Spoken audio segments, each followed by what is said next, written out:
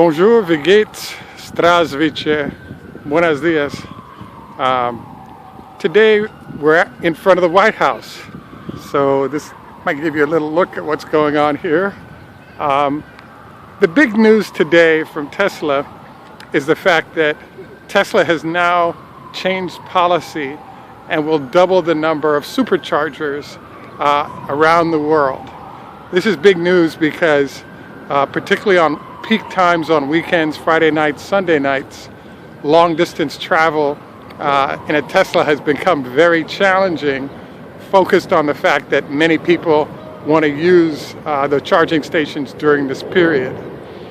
The second element of the change that Tesla is engaging in is to begin offering the rest of the world what's previously only been offered in Hong Kong, and now it's starting to show up in the United States in places like Atlanta, and that is offering people who live in apartment buildings in dense areas supercharging within that building or within buildings within the city so that you don't have to go out. The challenge is that it's extremely expensive and your building may not allow the type of power hookup you need to get a decent amount of charging time. I believe this is going to be a particularly big issue in places like Chicago and New York, where the buildings are old or have already been built. Hence, I think it's a great idea that they're making this change.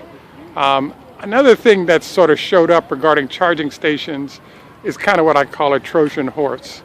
What I mean by this is that Tesla has an unusual situation where, for example, if you buy wholesale power from Tesla, your cost is $1 a gallon. If you buy your own fuel, it's between $2.50 and $3 a gallon. So there are a lot of users who've gotten Tesla and come to realize that the promised savings that they were going to get from charging up at home were not appearing.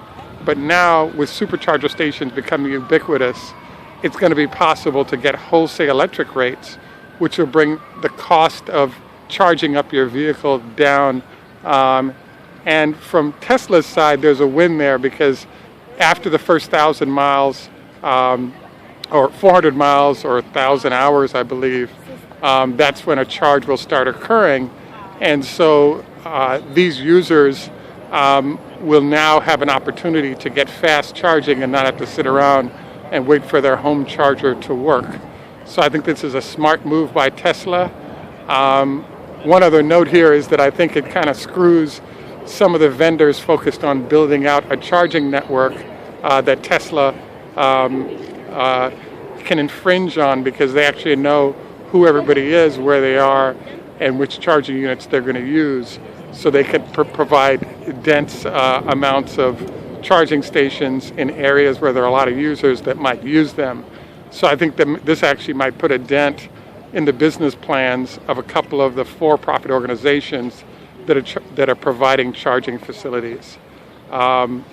Please like, any comments would be appreciated, and please subscribe.